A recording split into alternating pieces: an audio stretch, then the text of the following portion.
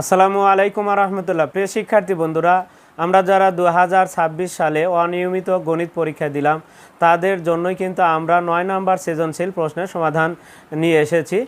গত ক্লাসে কিন্তু আমরা 8 নম্বর সৃজনশীল প্রশ্নের সমাধানটা দেখেছিলাম। আজকে আমরা এই 9 নম্বর সৃজনশীল প্রশ্নের সমাধানটা দেখব। আর সারা বাংলাদেশে কিন্তু এই একটি প্রশ্নের মাধ্যমেই কিন্তু পরীক্ষা নেওয়া হয়েছে। তাহলে একটু দেখে নিই আমাদের 9 নম্বর যে প্রশ্নটি আছে সেটা কি আছে।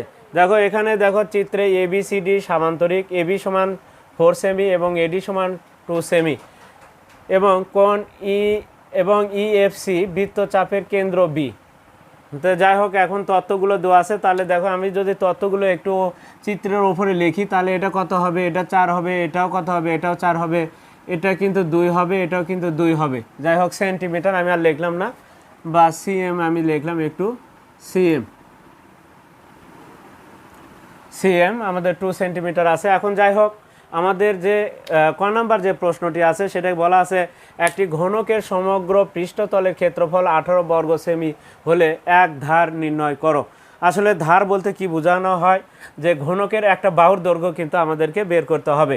ঘনকটা কেমন, আসলে আমরা যদি একটু চিত্র দেখাই তাহলে সেই ক্ষেত্রে আমাদের বুঝতে সুবিধা হবে। ঘনকটা হবে যার 4টা বাহুই কিন্তু সমান,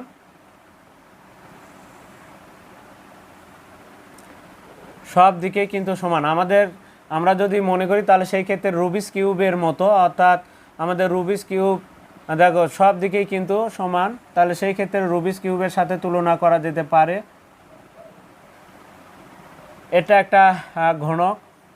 আমরা একটু দেখো চিত্রটা আমরা দেখানোর জন্য চেষ্টা করব। দেখো আসলে এটা ঘনক, অর্থাৎ রুবিক্স কিউবের মতো। এটার কিন্তু চতুর্দিকেই কিন্তু সব দিকে যেদিকে মাপ নেও না কেন সব দিকেই কিন্তু সেম একই মাপই হবে, কোনো মাপ কিন্তু কম বেশি হবে না। এটাকে এই কারণে বলা হচ্ছে ঘনক।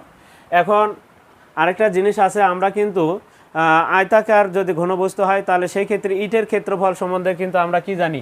ইটের ক্ষেত্রফলের সূত্র কি, ইটের ক্ষেত্রফল বের করার সূত্র হচ্ছে, দেখো ইটের ক্ষেত্রে কি হয় আমরা জানি, মানে আয়তাকার ঘনবস্তু সেটা হচ্ছে ইটের ক্ষেত্রফল হচ্ছে 2 into AB plus BC plus কিন্তু CA।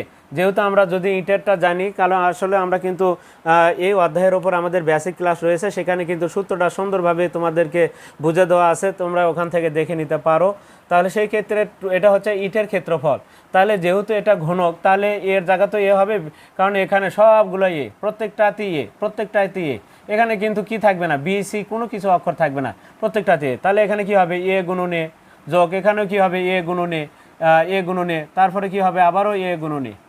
তাহলে কি হচ্ছে, আমরা যদি ইটের ক্ষেত্রফলের সূত্রটা জানি তাহলে কিন্তু ঘনকের ক্ষেত্রফল হবে। তাহলে কি হবে, এখানে একটা স্কোয়ার, এখানে একটা স্কোয়ার, এখানে একটা স্কোয়ার, তাহলে কয়টা স্কোয়ার, 3টা স্কোয়ার, তারই সাথে 2 গুণ, তাহলে কি হচ্ছে 6 স্কোয়ার। তাহলে আমাদের ঘনকের যে ক্ষেত্রফলের সূত্র হবে 6 স্কোয়ার, আর এটা সমানে আমরা লিখতে পারবো 18। প্রিয় সেক্ষেত্রে এখন আমাদের তাহলে 9 ক নম্বর প্রশ্ন, আমাদের সূত্র 9 নম্বর যে ক নম্বর প্রশ্ন, এখন আমরা কাজটা করব। প্রথমে আসি, তাহলে আমরা লিখবো একটু ধরি, ঘনকের একটি ধার ধরি, ঘনকের ধার মানে একটা বাহুর দৈর্ঘ্য, ঘনকের এক ধার মানে ঘনকের একটা বাহুর দৈর্ঘ্যকে আমরা এক ধার বলা হচ্ছে। তাহলে ঘনকের এক ধার সমান সমান A, যেহেতু সেন্টিমিটার আছে বর্গ সেমি, তাহলে সেমি হবে A সেন্টিমিটার। তাহলে ঘনকের ক্ষেত্রফল কি হবে, তাহলে ঘনকের ক্ষেত্রফল, অতএব ঘনকের ক্ষেত্রফল হবে, আমরা কিন্তু একটু আগে দেখলাম এখানে। তাহলে ঘনকের ক্ষেত্রফল সমান হবে 6 স্কোয়ার বর্গ সেমি। তাহলে এখন আমরা কি লিখতে পারি, শর্তমতে এই 6 স্কোয়ার এটাও ঘনকেরই ক্ষেত্রফল, পৃষ্ঠতলের বা সমগ্র পৃষ্ঠতল মানে ওই ঘনকেরই কথা বলা হচ্ছে। তাহলে প্রশ্ন মতে 6 স্কোয়ার সমান 18 লিখতে পারবো, প্রশ্ন মতে বা শর্ত মতে যাই যেটা বলি না কেন লিখতে পারবো। প্রশ্ন মতে 6 স্কোয়ার সমান 18, এর মান বের করলে কিন্তু আমাদের হয়ে যাবে। তাহলে A স্কোয়ার সমান কত হবে, তাহলে দেখো 18/6, A স্কোয়ার সমান 18কে 6 দ্বারা ভাগ করলে কত হয় 3, বাম পাশে স্কোয়ার রুটে গেলে ডান পাশে রুট ওভার। প্রিয় সেক্ষেত্রে তাহলে সেই ক্ষেত্রে এর মান হবে কি √3। তাহলে আমাদের সেমি, তাহলে এর মান তাহলে এত সেমি। আমরা উত্তর যদি এখন লিখি ঘনকের এক ধার সমান সমান √3 সেন্টিমিটার, অতএব ঘনকের আমরা যদি লিখি তাহলে ঘনকের এক ধার সমান এর লেগলে লিখতে পারো এ সমান √3 সেন্টিমিটার। এটা আমাদের তাহলে ক নাম্বারের উত্তর। এখন আমরা দেখব খ নাম্বার প্রশ্নের সমাধানটা। খ নাম্বার প্রশ্ন আমাদের কি আছে তাহলে একটু দেখে নিই। প্রশ্নটা আছে আমাদের, দেখো খ নাম্বার প্রশ্ন বলছে চিত্রের গাঢ় অংশের ক্ষেত্রফল পাই বর্গ সেন্টিমিটার হলে ইএফসি বৃত্তচাপের দৈর্ঘ্য নির্ণয় করো। বৃত্তচাপের, এখন আসি আমাদের বৃত্তচাপ সম্পর্কে একটু তোমাদেরকে ধারণা দিই প্রথমে, তারপরে আমরা অঙ্কতে যাব। এখন আসি বৃত্তচাপ আমরা কাকে বলবো। বৃত্তের দুটো চাপ থাকে, একটা অধিচাপ আরেকটা হচ্ছে উপচাপ। একটা অধিচাপ বড় যে চাপটা সেটাকে বলা হয় বৃত্তের যেটা বৃহত্তম চাপ, বড় চাপকে যেটা বলা হয়। বৃত্তের দুইটা চাপ থাকে, একটা হচ্ছে আমাদের বড় চাপ। আমি যদি এই চাপটাকে কাটি তাহলে সেই ক্ষেত্রে এটা হবে উপচাপ, আর উপরে যে বড় অংশটুকু আছে এবি এইখান থেকে এই পর্যন্ত আমাদের উপচাপ, আর এখানে যদি ধরি তাহলে এসিবি এটা হচ্ছে অধিচাপ। তো যাই হোক, এখানে চাপের কথা বলা হচ্ছে। তাহলে চিত্রের গাঢ় অংশের ক্ষেত্রফল পাই বর্গ সেমি হলে ইএফসি আমাদের দেখো ইএফসি বৃত্তচাপের দৈর্ঘ্য, অর্থাৎ ই থেকে সি পর্যন্ত বা সি থেকে ই পর্যন্ত এইটুকু আমাদের দৈর্ঘ্য বের করতে হবে। তো আসলে এখন এই চাপের দৈর্ঘ্যর সূত্রটা কি? প্রিয় শিক্ষার্থীরা, আমরা যদি একটু দেখে চিন্তা ভাবনা করি, দেখো আমরা যদি একটা বৃত্তের আমরা যদি এই বৃত্তের এক প্রান্ত থেকে এর থেকে যাত্রা শুরু করে যদি আমরা আবার এতে ফিরে আসি তাহলে কতটুকু দূরত্ব আমরা অতিক্রম করলাম। তাহলে এর থেকে যাত্রা শুরু করে আবার যদি এতে ফিরে আসি তাহলে হবে 2πr, এটাকে বলা হয় দৈর্ঘ্য। তাহলে এর থেকে যাত্রা শুরু করে আবার এতে আসলে তাহলে 2πr হবে। কিন্তু এটাও কিন্তু অরিজিনাল সূত্র নয়। সূত্রটা কি আছে বলে এর সাথে আমাদের θ/360 আছে, কিন্তু অরিজিনাল সূত্র হচ্ছে θ/360 ডিগ্রি। এখন কথা হলো তাহলে সেই ক্ষেত্রে এর থেকে যাত্রা শুরু করে এতে আসলে আমরা কেন 2πr লিখি সেটা এখন আমাদের বোঝার বিষয়। এখন কেন্দ্রে কত ডিগ্রি কোণ আছে? কেন্দ্রে আমরা জানি 360 ডিগ্রি কোণ আছে। প্রিয় শিক্ষার্থীরা, আমি যখন এর থেকে যাত্রা শুরু করব, যখন একটা কেন্দ্রকে প্রদক্ষিণ করে আমি পুরো বৃত্তটাকে ঘুরে আসব, তখন কিন্তু আমার 360-এর মধ্যে 360 ডিগ্রি ঘোরা হবে। তখন আমি যদি আবার এতে ফিরে আসি তাহলে সেই ক্ষেত্রে কত হবে?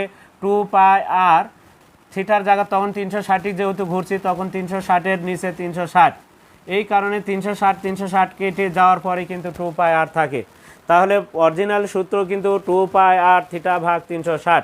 এটা পরিধির ক্ষেত্রে। ঠিক তেমনি ক্ষেত্রফলের ক্ষেত্রেও কিন্তু আমরা কি ক্ষেত্রফল এই দুইটা যদি তাহলে আর এর উপরে চলে যাবে, ক্ষেত্রফল কি হবে? πr², অর্থাৎ দুইটা আর এর মাথার উপর গেলে তাহলে এটা হবে ক্ষেত্রফল।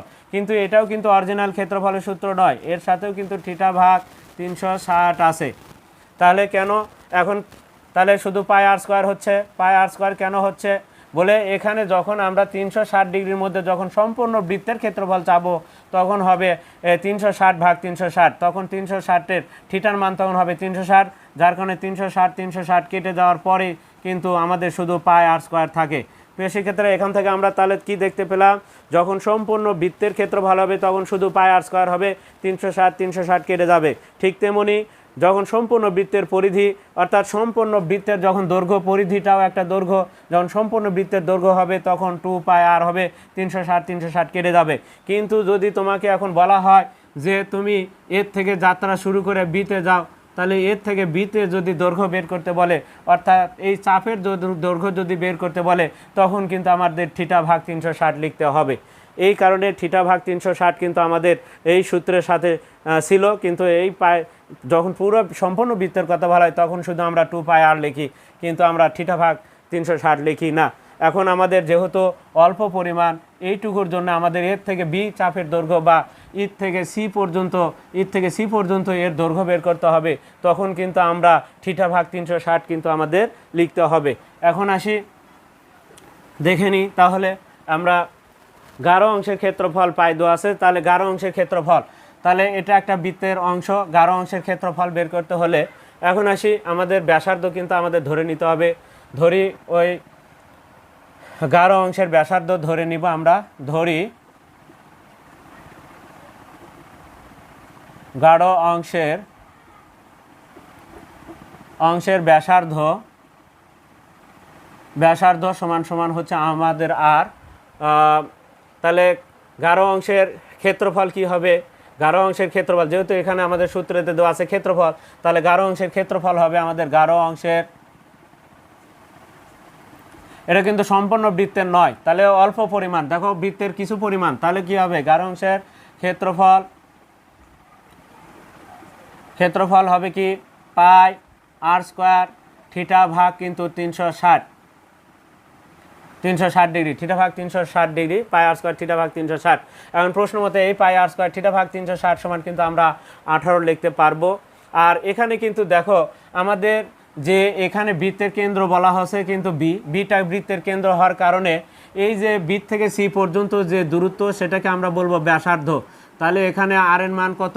আমাদের আর এর মান কিন্তু ব্যাসার্ধ আর সমান সমান, তাহলে আমরা সেই ক্ষেত্রে 2 সেন্টিমিটার আমরা লিখতে পারি, 2 সেমি, 2 সেমি। যেহেতু দেখো ব্যাসার্ধ আমাদের 2 সেমি, কারণ বিটা কেন্দ্র হলে এই বি থেকে সি পর্যন্ত একটা ব্যাসার্ধ, এই বি থেকে ই পর্যন্ত একটা ব্যাসার্ধ, তাহলে ব্যাসার্ধকে আমরা তাহলে আর সমান সমান 2 সেমি এবং গাঢ় অংশের ক্ষেত্রফল পাই আর স্কোয়ার থিটা ভাগ 360। এখন আমরা যদি দেখো এখানে যদি আর এর মানটা বসে দিই, প্রশ্ন মতে এখন আমরা এটা সমান সমান 18 লিখব। প্রশ্ন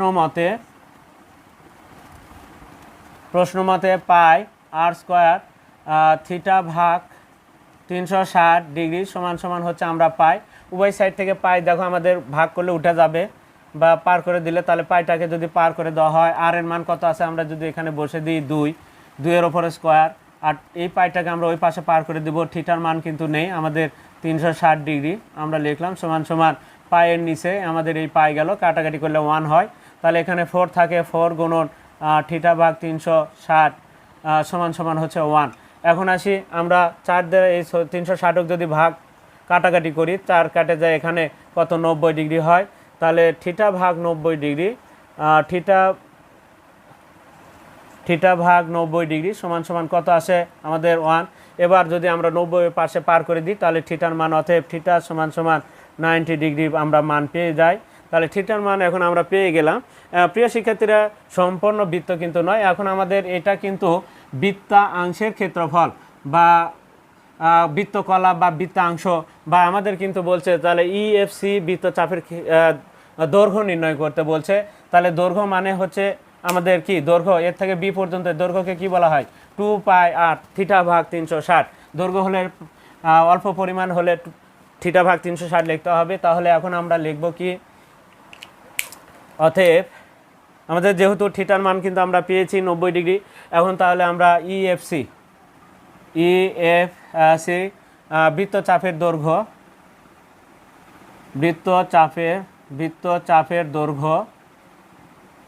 দৈর্ঘ্য সমান সমান, দৈর্ঘ্য হচ্ছে 2 পাই আর থিটা ভাগ 360, এটা লিখবো আমরা। এখন আসি আমাদের 2 দিয়ে এটা কাটলে কিন্তু তাহলে কি দাঁড়ায়? পাই আর থিটা ভাগ 180 ডিগ্রি দাঁড়ায় 180। এখন থিটার মান আমরা বসে দিব কত, আর এর মানও বসে দিব আমরা 2, তাহলে পায়ের মানও কিন্তু আমাদের নির্দিষ্ট, তাহলে পাই ইন্টু আর এর মান কত আমরা যদি বসাই, তাহলে পাইটা পাই রাখলাম, আর এর মান হচ্ছে 2 গুণন থিটার মান হচ্ছে 90 ডিগ্রি ভাগ কত 180 ডিগ্রি। এখন আসি আমরা 90 আর 2 গুণ করলে কিন্তু 180, এখানে নিচে 180 কাটে যায় আমাদের পাই থাকে, তাহলে 90 দুগুণে 180, তাহলে এটা কেটে যায় আমাদের শুধু পাই থাকে, অর্থাৎ পায়ের মান কত? এখন যদি আমরা লিখি তাহলে 3.1416 সেমি আমরা যদি লিখি অ্যান্সার, তাহলে সেমি আমরা দৈর্ঘ্য যেহেতু এখানে আমরা সেমি লিখে দিতে পারি, সেমি অ্যান্সারটা ডট ডট দিয়ে দিলাম, এখানে পাই সেমি সমান সমান আমরা মানটা লিখে দিলাম। প্রিয় শিক্ষার্থীরা, এটাই হচ্ছে আমাদের কিন্তু খ নাম্বার প্রশ্নের সমাধান আমরা দেখে নিলাম। এখন আমরা আসলে খ নাম্বারটা লিখি নাই, 9-এর আমরা এটা খ নাম্বারটা দেখ না, এবার আমরা গ নাম্বারের প্রশ্নের সমাধানটা দেখব। খুবই সহজ কিন্তু আসলে। এখন আমরা গ নাম্বার প্রশ্নের সমাধানটা কি চাচ্ছে সেটা একটু দেখে নিই। এবার আমরা খ নাম্বার দেখে নিলাম। তাহলে সম্পূর্ণ বৃত্ত হলে পাই আর স্কোয়ার হয়, আর পরিধি বা দৈর্ঘ্য যদি হয় তাহলে 2πr হয়। কিন্তু যদি কিছু পরিমাণ অংশ কথা বলা থাকে তাহলে θ/360 কিন্তু লিখতে হবে। এখন তাহলে 9-এর গ নাম্বার প্রশ্নের সমাধানটা আমরা দেখব। 9-এর গ নাম্বার। এখন তাহলে গ নাম্বারের জন্য আমাদের কিন্তু চিত্রটা অঙ্কন করতে হবে। আমরা এখানে একটু চিত্রটা অঙ্কন করব, কিন্তু আমাদের এই অংশটুকু আর দরকার নেই, গাঢ় অংশটুকু দরকার নেই। আমরা শুধু জাস্ট একটা সামান্তরিক আমরা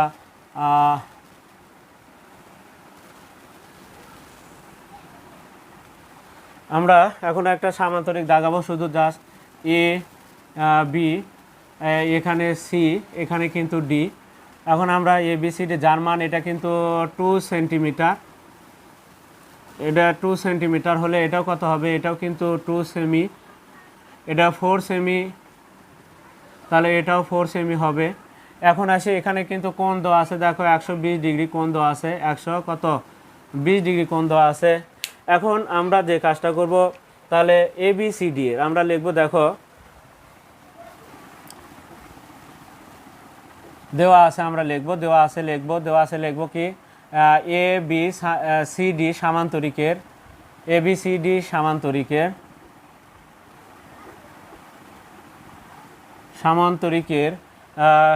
কি দেওয়া আছে, AB সমান সমান, AB যেহেতু 4 হলে, AB 4 হলে CDও 4 হবে, তাহলে AB সমান সমান CD সমান সমান 4 সেমি। তারপরে আমাদের AD সমান সমান BC সমান সমান AD সমান সমান BC সমান সমান 2 সেন্টিমিটার। এখন আসি আমরা যে কাজটা করব, আমাদের দেখো কোণ, আরেকটা কি কোণ BAD সমান সমান 120 ডিগ্রি কোণ, তাহলে এবং কোণ BAD সমান সমান আমাদের 120 ডিগ্রি কোণের পরিমাণ দেওয়া আছে। এখন আমরা লেখার পরে এখন ডি বিন্দু থেকে আমরা কি করব, ডি ও সি বিন্দু থেকে আমরা দুটা লম্ব দাগাবো আমরা AB এর বর্ধিতাংশের ওপরে।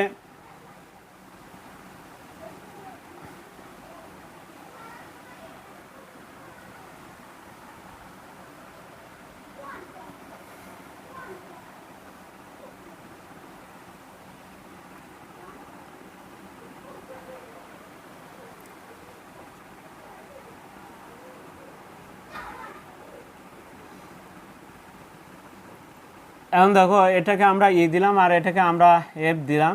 আমরা কি করব, ডি ও সি বিন্দু থেকে আমাদের এক পাশে দাগালে হতো, তারপর আমরা দুই পাশে দিলাম। আমরা ডি ও সি বিন্দু থেকে আমরা এখন বলবো ডি ও সি বিন্দু থেকে ডি ও সি বিন্দু থেকে ডি ও সি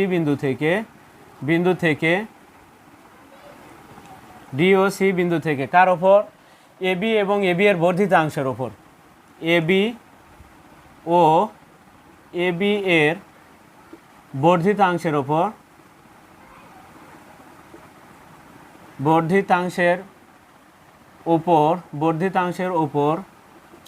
DE ও CF লম্ব আঁকি, DE ও CF লম্ব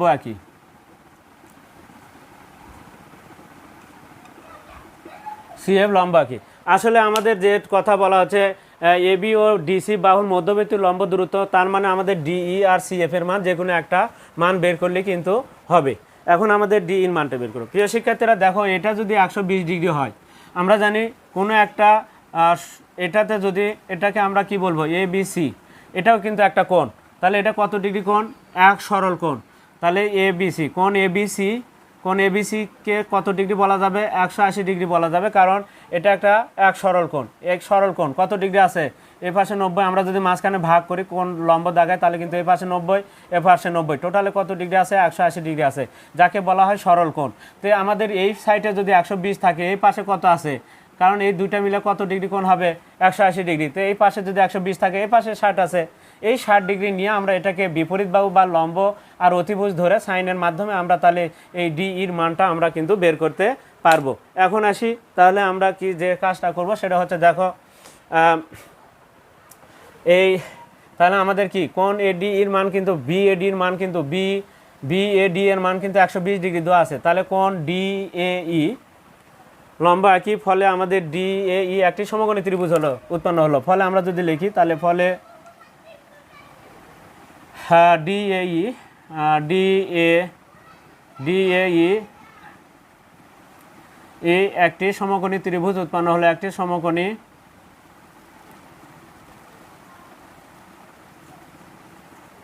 ত্রিভুজ উৎপন্ন হলো। এখন আমরা এখান থেকে আমরা ডি এর মানটা পেয়ে গেলে হবে, ওটাই আমাদের লম্ব দূরত্ব।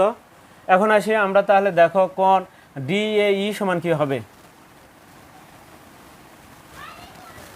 কোণ ই এ বি সমান সমান 180 ডিগ্রি। তার মানে আসলে দেখো এই 180 থেকে আমাদের কিন্তু বাদ দিতে হবে। তাহলে এখন আসি আমরা কোণ ডি এ ই, অতএব কোণ ডি এ ই সমান সমান আমরা কোণ ডি এ ই সমান সমান হবে কোণ 180 থেকে, অর্থাৎ 180 ডিগ্রি থেকে আমাদের বিয়োগ করে দিতে হবে, 180 থেকে বাদ দিতে হবে কোণ বিএডি, কোণ বিএডি বাদ দিতে হবে। তাহলে আমাদের 180 ডিগ্রি বিয়োগ হচ্ছে 120 ডিগ্রি, আমাদের বের হবে কত? 60 ডিগ্রি।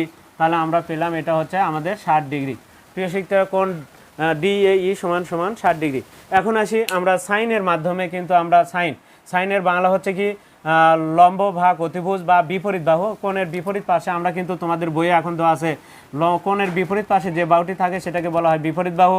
আর অতিভুজ যেহেতু আমাদের এটা 2 সেন্টিমিটার দেওয়া আছে, তাহলে সেই কারণে আমরা কিন্তু লম্ব ভাগ অর্থাৎ লম্ব ভাগ অতিভুজ দিয়েও করতে বলতে পারি, আবার অথবা বিপরীত বাহু ভাগ অতিভুজ মানে সাইনের ক্ষেত্রে আছে। তাহলে এখন আসি, তাহলে সমকোণী ত্রিভুজ উৎপন্ন হলো সেটা কিন্তু আমরা লিখে দিছি। তাহলে এখন আমরা যে কাজটা করব সেটা হচ্ছে সাইনের সাথে আমরা কোণ লিখব, কোণ ডিএই, কোণ ডিএই, কোণ ডিএই সমান সমান হচ্ছে কি লম্ব ভাগ অতিভুজ, তার মানে কি ডিই ভাগ এডি, ডিই ভাগ এডি, বা আমাদের এডি কিন্তু 2 সেন্টিমিটার লেখা আছে। দেখো এডি সমান সমান 2 সেন্টিমিটার, আমরা এখন এই 2 সেন্টিমিটার আমরা বসে দিতে পারবো। এখন ডিএই সমান কত? 60 ডিগ্রি, সাইন 60 ডিগ্রি লিখলাম, সাইন 60 ডিগ্রি এর মান যেহেতু 60 ডিগ্রি, তাহলে আমরা লিখলাম সমান সমান ডিইর মান কিন্তু আমাদের নাই, ডিইটা ফাঁকা থাকবে, এডির মান কিন্তু 2, আমরা বসে দেবো। সাইন 60 ডিগ্রিতে কত আছে সেটা এখন আমরা এই পাশে লিখবো। সাইন 60 ডিগ্রিতে আছে হচ্ছে সাইন 30 ডিগ্রিতে আছে হাফ, সাইন 60 ডিগ্রিতে আছে √3/2, সাইন 60 ডিগ্রিতে কত? √3/2 সমান সমান ডিই/2। আমরা কিন্তু অতিভুজের মান কিন্তু আমাদের দেওয়া আছে, এডির মান হচ্ছে 2 সেন্টিমিটার। এখন আসি আমরা যদি আড়াআড়ি গুণ করি তাহলে কি হবে? 2 ডিই হবে সমান সমান 2√3 হবে, 2 এর সাথে √3 ডির সাথে। এখন আমরা যদি তাহলে ডিই সমান সমান 2√3 ডিভাইডেড 2 কাটা যাওয়ার পরে আমাদের তাহলে অতএব ডিইর মানটা কিন্তু আমরা পেয়ে যাচ্ছি, তাহলে √3। এখন √3ও লেখা যেতে পারে বা অথবা দশমিক দিয়েও লেখা যেতে পারে। এখন √3 লিখলেও হবে, দশমিক দিলেও হবে, যাই হোক আমরা √3 মানে কত সেটা একটু দেখে নিই। √3 মানে 1.732 তাহলে কি লিখেছি আমরা? দশমিক দিয়ে দিচ্ছি, অতএব ডিই সমান সমান 1.732, ডিই সমান সমান আমরা পেলাম 1.732 যেটা, তাহলে এই পর্যন্ত লিখলেই হবে সেন্টিমিটার প্রায়।